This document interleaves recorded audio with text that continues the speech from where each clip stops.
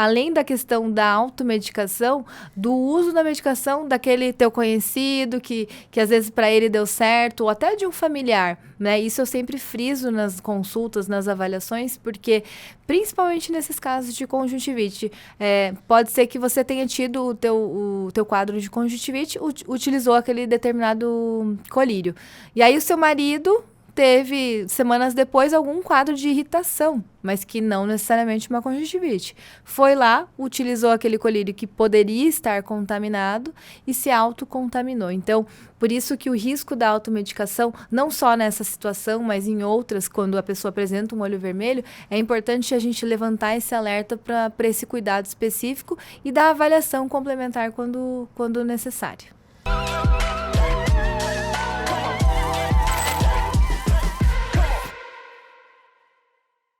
Oi, gente! Sejam bem-vindos! Começa agora mais um LikeCast. Hoje eu trago notícias muito importantes para a nossa felicidade. Sabia que a gente vai viver mais? Segundo o IBGE, que é o Instituto Brasileiro de Geografia e Estatística, até 2050 a população com mais de 60 anos vai dobrar. Significa que a gente vai envelhecer cada vez mais e que seja melhor. E aí, nesses casos, começam a aparecer alguns problemas que nós vamos precisar ficar atentos. E um deles é a doença de catarata, que afeta a saúde ocular. Para falar sobre esse tema, eu estou com ela, a doutora Isabela Solano Vale. Seja bem-vinda! Muito obrigada, Jéssica. Então, outro dia a gente falou do assunto do momento, dos jovens aí que queriam um olho de outra cor. Hoje nós vamos falar de um assunto que tem mais a ver com o nosso amadurecimento. A notícia ruim é, todo mundo pode ter catarata, então. Sim, essa é a notícia que muitos não querem ouvir, mas que, inevitavelmente, com a idade, a catarata ela vai vir para a maioria das pessoas. E eu falo maioria das pessoas por quê? Porque catarata todas as pessoas vão ter, mas não necessariamente elas vão manifestar já de início aos 60 anos. Pode ser que ela demore um pouco mais para se manifestar. O que faz a doença de catarata surgir? Tem algum hábito ou não tem nada a ver com isso? É consequência de ano após ano usando esses lindos olhos? Isso é uma pergunta que frequentemente eu recebo no consultório. Então, doutor, o que eu posso fazer para evitar essa catarata? Na verdade, o que é importante para o paciente saber? Que o processo de catarata, ele está associado com o processo de oxidação das células do corpo, dentre elas o cristalino, que é onde é formada a catarata. O cristalino, para quem não sabe, é a lente natural que nós temos na parte interna do nosso olho. É ela que dá poder para a gente poder enxergar. E, normalmente, o nome dele não é à toa, então ele é cristalino porque é uma lente transparente, que ao longo dos anos da vida, ela vai se tornando opaca, mais amarelada, mais escura, gerando esse processo de oxidação que é o que eu comentei, e formando no futuro a catarata. Tem como solucionar a catarata depois que se descobre? E quanto tempo depois que se descobre é que se tem uma indicação, por exemplo, de cirurgia? Sim, então logo no início do processo de catarata, em que em alguns casos a pessoa pode até nem estar sentindo alguma dificuldade na visão, esse início a gente pode fazer simplesmente o acompanhamento. Então, um acompanhamento anual, fazendo a troca do óculos, vendo como que está a saúde do olho, é muito importante para a gente iniciar esse processo de acompanhamento. Mas ao longo dos anos, é inevitável que essa catarata vá progredindo e gerando uma dificuldade tanto na quantidade em que a pessoa enxerga, quanto na qualidade da visão. Então, um apagamento das cores, uma nuvem que muitos pacientes relatam sentir no processo da catarata mais avançada, é quando a gente já começa a pensar na indicação cirúrgica. E quando realmente a pessoa tem essa indicação cirúrgica, é importante a pessoa ficar calma, no sentido de que a gente tem como solucionar isso através do procedimento cirúrgico, em que é muito seguro nos dias de hoje. Então, significa que nem toda cirurgia deve ser assustadora aí pra você. Acho que ninguém gosta de receber a notícia de que vai passar pela cirurgia. Como é que o paciente costuma reagir no consultório? Eu acho que principalmente naqueles que não vêm esperando ou nunca ouviram que realmente tem a catarata, são os que mais se assustam no início. Então, normalmente, principalmente se a pessoa está com familiar, eu converso também com o familiar para explicar toda a situação e tirar essas possíveis dúvidas que podem surgir. Um ponto que é muito importante, principalmente ali no hospital de olhos, é que a gente tem esse momento da primeira consulta e depois o dia do pré-operatório, em que a pessoa faz uma série de exames detalhados na medida da lente, o tamanho do olho e da quantidade de células, uma série de exames do pré-operatório, e nesse dia é onde eu sempre deixo para o paciente, eu falo, olha, nessa consulta do pré-operatório, você pode trazer todas essas dúvidas. Faz a lista. Faz a lista, seja mental ou até pode trazer escrita, para a gente conversar e tornar esse processo mais tranquilo também. Geralmente, a pessoa que tem catarata, ela vai ter num olho só ou geralmente os dois adoecem ao mesmo tempo? O processo da catarata, principalmente por ser uma questão do envelhecimento do olho, costuma ser bilateral, nos dois olhos. Mas não necessariamente eles vão estar no mesmo estágio. Então, pode sim, em alguns casos, um olho está mais avançado, a gente operar inicialmente só um e depois acompanhar e operar depois de alguns anos o outro. Mas é muito comum, principalmente nas cataratas relacionadas à idade, em que já estão no estágio moderado, a gente frequentemente indicar os dois olhos. Não no mesmo dia, que a gente não costuma fazer essa cirurgia assim, diferente da cirurgia refrativa, laser, que a gente faz no mesmo dia, a catarata a gente precisa de um intervalo de tempo, até pelo processo de recuperação. Mas a gente faz no intervalo normalmente de uma semana, para a pessoa poder realmente passar por esse processo e usar os colírios direitinho.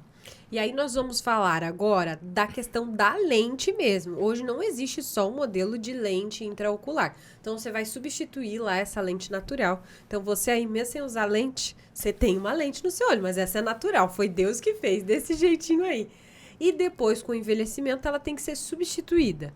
Essa lente artificial, como é que funciona, doutora? Cada caso também vai ter uma indicação de tipo de lente? Sim, e uma coisa que é sempre também comum a gente escutar no consultório, doutora, mas depois que eu tirar a catarata, eu preciso botar essa lente?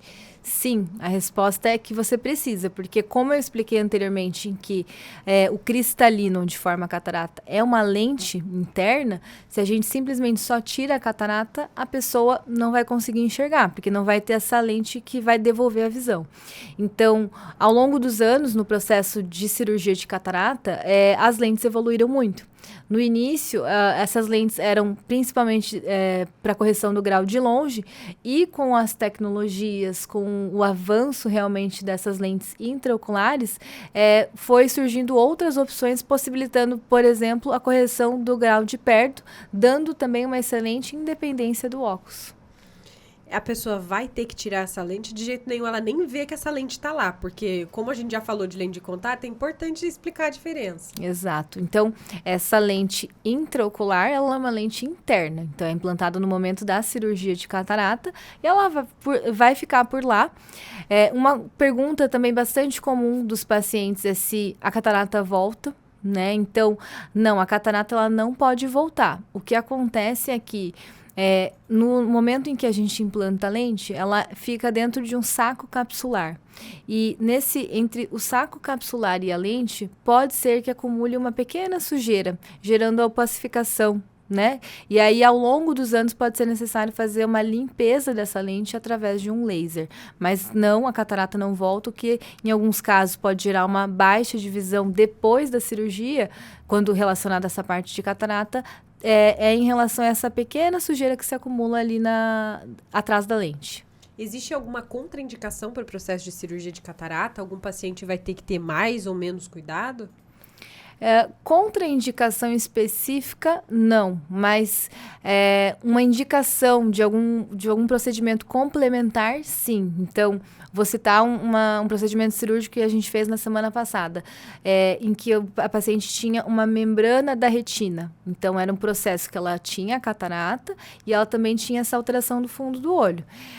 Claro, nem todas as membranas precisam operar, mas nesse estágio, na classificação que estava, já tinha essa indicação cirúrgica, então foi um procedimento combinado. Então, primeiro eu operei a catarata e após ela fez o procedimento da retina. Então, talvez não, a palavra não seria contraindicação, mas sim uma indicação complementar em algum caso específico. E o acompanhamento pós-cirurgia de catarata? Porque aí ela já falou que você não vai voltar a ter catarata. Precisa continuar indo no oftalmologista por quê? Agora explique. Isso daí frequentemente, às vezes a gente vê lá o paciente operou a catarata, volta dali 5 anos, 3 anos. Então, no primeiro ano é muito importante o cuidado e esse acompanhamento vai ser individualizado caso a caso, né, do seu médico. Mas após a cirurgia é importante que a cada 1 ano, depois podendo espaçar um pouquinho, né, se tudo correr bem, a gente pode espaçar, mas não pode simplesmente ficar 5 anos sem passar por avaliação, porque é bastante tempo para algumas alterações que podem surgir no pós-operatório. E aí a gente vem falando, né, da doença de catarata especificamente. Essa doença a pessoa vai perceber porque ela vai perdendo a visão. Tem outras doenças que eu gostaria de aproveitar para conversar contigo que a gente também percebe que são mais comuns e corriqueiras. Eu vou falar agora de doenças como conjuntivite, que a gente percebe o olho vermelho. Na catarata não tem olho vermelho, mas tem uma perda visual. Essas conjuntivites que a gente costuma ver já dá um sintoma. E aí a pessoa vai, nesse caso, com urgência para o oftalmologista? Sim, normalmente a ida do oftalmologista quando o paciente apresenta conjuntivite é de urgência. Então, nessa época do ano em que a gente está num período de mudança de temperatura, algumas infecções respiratórias, é muito frequente a gente também avaliar a presença de conjuntivites nesses casos virais ou bacterianas. Mas a importância da ida ao oftalmologista é justamente para diferenciarmos de outras causas de olho vermelho. Então, podendo ser até uma conjuntivite alérgica ou causas que não sejam de conjuntivite, porque isso é um lembrete importante. Nem todo olho vermelho indica uma conjuntivite. Não sabia disso, não. Achava que todo olho vermelho era conjuntivite. Aprendendo, viu? E aí o que acontece quando você tem conjuntivite? Lembra aquele colírio de 2 anos atrás que você recebeu quando teve conjuntivite? Você vai lá e aplica. O problema pode piorar? Com certeza. E você me lembrou até um post que a gente fez nas redes sociais que teve bastante repercussão. Foi, além da questão da automedicação, do uso da medicação daquele teu conhecido, que às vezes para ele deu certo, ou até de um familiar, né? Isso eu sempre friso nas consultas, nas avaliações, porque principalmente nesses casos de conjuntivite, pode ser que você tenha tido o teu quadro de conjuntivite, utilizou aquele determinado colírio. E aí o seu marido teve, semanas depois, algum quadro de irritação, mas que não necessariamente uma conjuntivite. Foi lá, utilizou aquele colírio que poderia estar contaminado e se autocontaminou. Então, por isso que o risco da automedicação, não só nessa situação, mas em outras, quando a pessoa apresenta um olho vermelho, é importante a gente levantar esse alerta para esse cuidado específico e dar avaliação complementar quando necessário. Você já deve ter ouvido muito falar no consultório, porque a gente ouve por todo lugar. Mas o colírio é tão inofensivo, é só uma aguinha, doutora. Como é que pode ser tão perigoso? Porque assim, o grande problema da automedicação, Jéssica, é a gente postergar o diagnóstico de situações sérias como infecções, inflamações mais internas e até, por exemplo, uma elevação da pressão como o glaucoma pode gerar um olho vermelho. Então, essa demora no diagnóstico e no tratamento correto pode levar a danos permanentes para a sua visão. Por isso que é tão importante. A gente citou aí a automedicação focada nos colírios e a gente falava aqui nos bastidores sobre medicações que podem, inclusive, ter efeitos colaterais na visão, incluindo o aparecimento de uma catarata. Queria que você comentasse sobre isso. Então, a gente comentou no início aqui do episódio, principalmente da catarata relacionada à idade. Mas existem outras causas secundárias de catarata, entre elas as medicamentosas. Então, alguns medicamentos até antidepressivos, claro que menos frequentes, né? Mas os principais envolvidos que a gente normalmente vê essa associação, até o uso de corticoides a longo prazo, né? Podem sim gerar catarata. Então, por isso que essa avaliação, no caso em que a gente identifica, seja uma baixa de visão, ou um olho vermelho, enfim, essa avaliação completa é importante e a busca de outras causas, né? A gente não direcionar só para as causas mais comuns para poder identificar e tratar corretamente. Outro ponto que faz as pessoas recorrerem muito a colírios e às vezes sem a orientação é justamente aquela sensação de secura no olho, parece que incomoda, né? O tal do olho seco. Olho seco é o nome da doença mesmo? Parece que foi a gente que inventou. É esse mesmo. O termo muito usado é a síndrome do olho seco. Então, até como você comentou da aguinha, né, que muitos pacientes não conseguem encarar o lubrificante como um tratamento, mas quando prescrito e utilizado da forma correta, ele é sim um tratamento que gera muito resultado no olho seco. Claro que a gente não pode generalizar, tem sim lubrificantes que são mais simples, que não vão resolver aquele olho seco que já está num caso mais moderado, mas daí a importância dessa avaliação para ter a indicação correta de qual medicação você utilizar. E naqueles casos em que inicialmente a gente não consegue tratar só com um colírio lubrificante, o seu oftalmologista vai poder te orientar a melhor forma de minimizar sintomas com outras medicações que são tão importantes quanto o lubrificante no tratamento do olho seco. O olho seco é realmente só essa sensação de areia ou tem outro sintoma que quem está nos assistindo pode ficar atento e deve procurar, de repente, até com mais urgência aí o oftalmologista, porque vai se identificar? Então, o sintoma de areia, a sensação de cisco, ele é um dos mais frequentes. Mas outros sintomas como a sensibilidade à luz aumentada, então o paciente se expõe não só ao sol, mas vai num local com mais claridade, sente muita sensibilidade, pode sim indicar um olho seco. Um próprio olho vermelho, mas com não tanta secreção, só o olho vermelho pode também estar associado. Então, tem outros sinais que a gente tem que ficar meio sempre de alerta que podem indicar esse sintoma de olho seco. Crianças podem ter, porque hoje a gente vê até daí eu vou colocar a culpa nas telas. Lá vai ela com as telas de novo. Gente, a gente tem que falar sobre isso. As crianças ficam mais expostas e vai tendo aquela vermelhidão ao longo do dia. Uhum. Pode ser olho seco? Criança também tem? As crianças, elas podem sim ter, mas o uso das telas, ele está diretamente associado. E é esse link que eu ia puxar, porque assim como no caso dos adultos, a principal associação está relacionada à redução da frequência em que a pessoa pisca. E por isso que esse olho fica menos lubrificado e com mais sintoma de olho seco. Então, o segredo é prestar atenção. E a gente não presta atenção enquanto às vezes a gente pisca, muito mesmo quando você tá vidrado aqui num vídeo legal, assistindo podcast, não é verdade? Sim. Essa diminuição é natural pelo nosso hábito hoje em dia. Exatamente. Então, tanto a gente ficar atento para a frequência dos nossos piscares, quanto para a pausa, né? Seja pela aquela redução do excesso de força em que teu músculo vai ter que fazer, pelo excesso de tela para perto, quanto para melhorar os sintomas do olho seco. Então, fazendo essas pausas, a gente consegue tratar já 2 sintomas, que é a melhora desses sintomas do olho seco e também desse sintoma da fadiga ocular, que também é muito ouvida nos dias de hoje para quem é usuário de tela. Agora, vamos lá. Tecnologia não é só coisa ruim, não, né? Ela não faz só mal para os nossos olhos, ela pode fazer bem se tiver na mão do oftalmologista.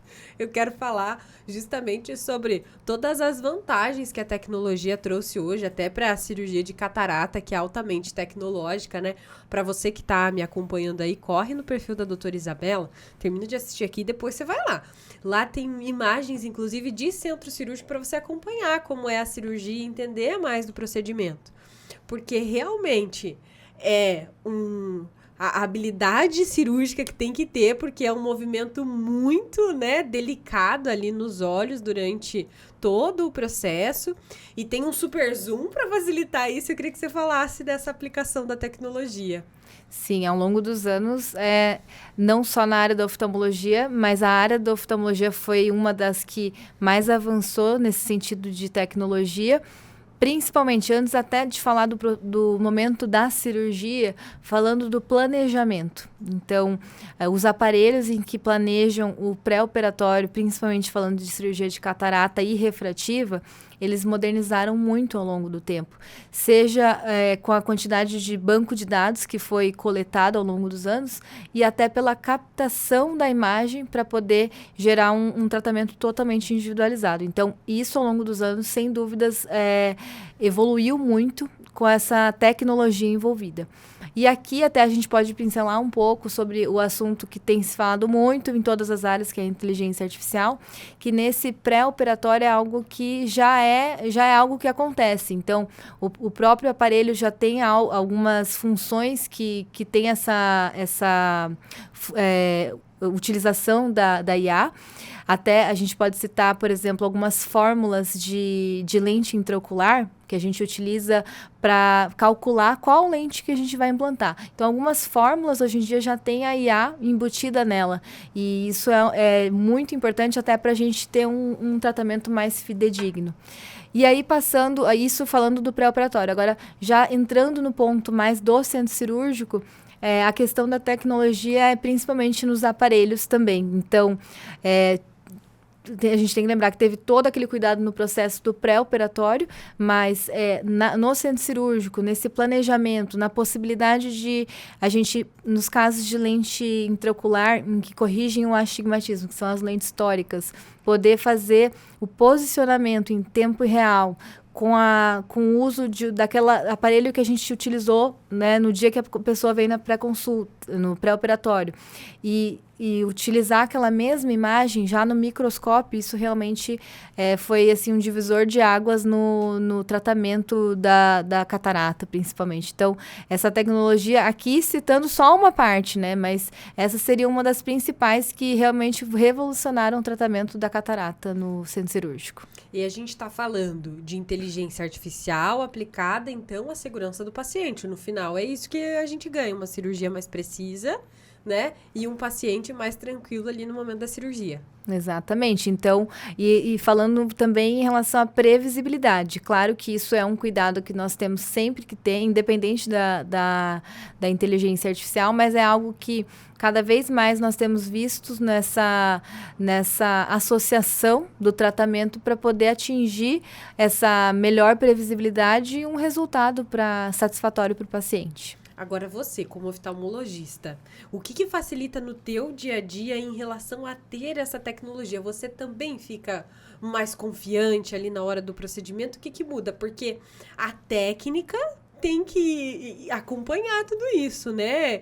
E é um movimento, como eu disse, muito delicado. Eu acho linda a cirurgia oftalmológica, é uma das mais bonitas. Para todas as especialidades que passam por aqui, eu repito, é muito bonito acompanhar o processo da cirurgia oftalmológica. Sim, principalmente falando da catarata, que é com certeza, assim, eu também acho uma das cirurgias mais bonitas da oftalmologia. Existe, apesar de ser uma cirurgia muito segura e relativamente rápida, exige uma expertise, uma experiência ali que é muito importante, porque cada movimento na cirurgia importa.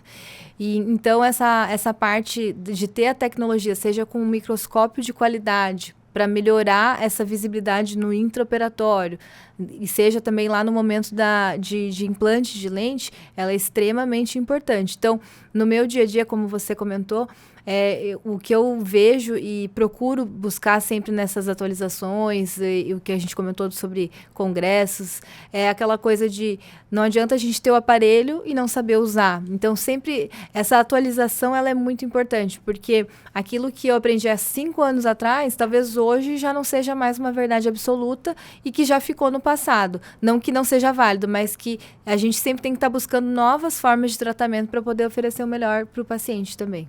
Tu lembra da primeira cirurgia de catarata que você fez? Como é que foi? Eu preciso fazer essa pergunta.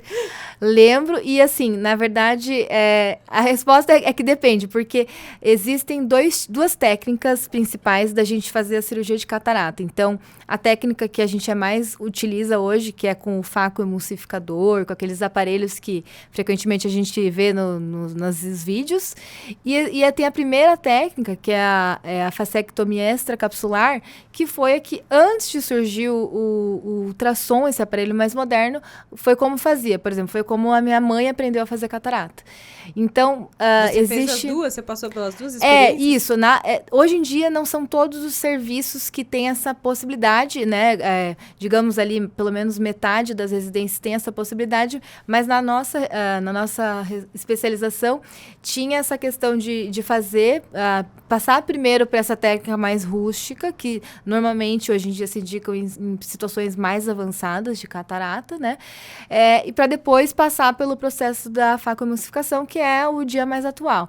Então, realmente, assim, a cirurgia da extracapsular, ela é uma cirurgia bem mais invasiva. Então, pensando na primeira cirurgia, querendo ou não, essa foi uma delas. Então, no início foi um pouco mais traumatizante, porque você passa, para quem não entende, não tem muita vivência, existe uma evolução ali na cirurgia. Quando a gente está no primeiro ano da formação, a gente faz pequenas cirurgias. Então, seja cirurgia de pterígio, retirada do calase, que é a viuvinha que fez o cisto, né?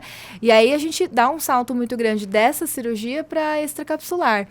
E aí, nesse primeiro momento, realmente é um choque, mas ele é um choque importante, claro que sempre... Tá formando exatamente. Né? E sempre uma coisa que é importante, sob supervisão, né? Nada que foi eu sozinha fazendo experimentos. Mas falando da primeira facoemulsificação especificamente, eu não vou saber te dizer se foi a primeira, mas foi uma das que a gente estava no outro episódio comentando sobre a questão do Rafael, meu esposo, que é a parte do nosso dia a dia. Então, ele estava presente. E foi bacana a questão de ele poder me passar alguns conhecimentos dele, eu poder ter essa vivência que ele teve, porque a gente também esteve juntos na formação. Então, trazendo um pouco da memória, eu lembro dele numa das minhas primeiras cirurgias. Então, isso foi bem bacana. Eu acho que deve ser, assim, uma sensação de superpoder, devolver a visão de alguém deve ser uma emoção muito grande. Lógico que tem o desafio, né, aí de ganhar toda essa experiência, mas você já tem muitas histórias assim. É algo que te realiza? Sim, com certeza. Eu acho que qualquer procedimento cirúrgico é uma responsabilidade, mas nós lidarmos com essa visão, com essa devolver a possibilidade de enxergar, é realmente muito gratificante. E em alguns pacientes, até você me lembrou de uma história até do ano passado, quando eu tinha voltado, no início que eu voltei para Cascavel, foi quando uma paciente jovem, a gente estava comentando sobre catarata em jovens, ela tinha um diabetes meio avançado, etc. E próximo aos 50 anos, assim, ela já não era uma catarata da idade, ela apresentou uma catarata mais jovem do que o normal. E ela apresentou uma catarata branca, que é aquela catarata bem evoluída. Naquele olho, ela praticamente só enxergava a luz. Caramba! E esses tipos de catarata, em alguns casos, eles demoram um pouquinho mais para recuperar. Claro que cada caso é um caso, mas não é tão comum no dia seguinte a pessoa já estar enxergando super bem. E claro que dá uma boa diferença, porque logo que você retira a catarata e implanta a lente, a pessoa já fica muito satisfeita. E especificamente nesse caso, eu me lembrei que no dia seguinte, do pós-operatório, quando ela já tinha tirado o tampão e veio para avaliar, ela chegou praticamente chorando. Então, assim, isso realmente não tem como não pegar e não emocionar, porque é algo que realmente deixa gratificante o sentido da profissão mesmo. Isso é muito legal. Imagine você, então, num dia você não está enxergando, aí você vai lá, passa pelo procedimento, sai com o olho tapado e no outro dia você vai tirar esse tampão para voltar lá pro oftalmologista. E aí a emoção de você estar vendo o mundo de novo é muito lindo. Primeiro eu tenho que parabenizar, né, o trabalho, doutora, porque a gente percebe o teu envolvimento e o teu compromisso com o paciente. Isso é muito claro e isso é algo que transborda, eu acho que o profissional vem muito do pessoal, né? Tem a ver com a tua base também. Sim, com certeza. E é o que a gente tinha falado sobre as inspirações, que eu acho que isso realmente ao longo da vida, não só na formação profissional, mas na pessoal também importam, mas que eu tento levar para o meu dia a dia, porque é como eu gostaria de ser tratada. Então, eu sempre penso no outro, pensando se fosse para um parente, um conhecido muito próximo, como seria se fosse para aquela pessoa. E aí não tem como não se emocionar, né? Porque a gente tá falando de ser humano, né?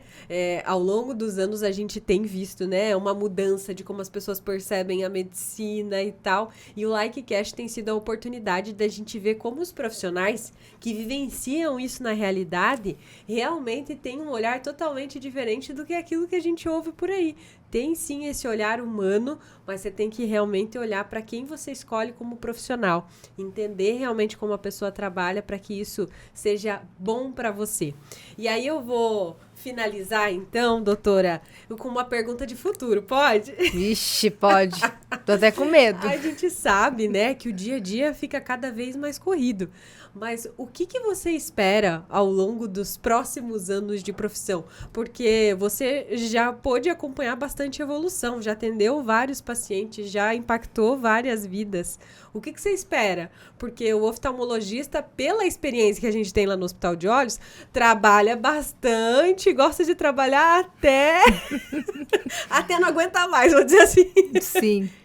Mas você diz em qual sentido específico? Porque você quer continuar atendendo muitas pessoas? Com certeza. Assim, eu acho que a gente também pincelou um pouco do assunto IA, inteligência artificial, que isso já é uma realidade, não é mais o futuro, já é a realidade.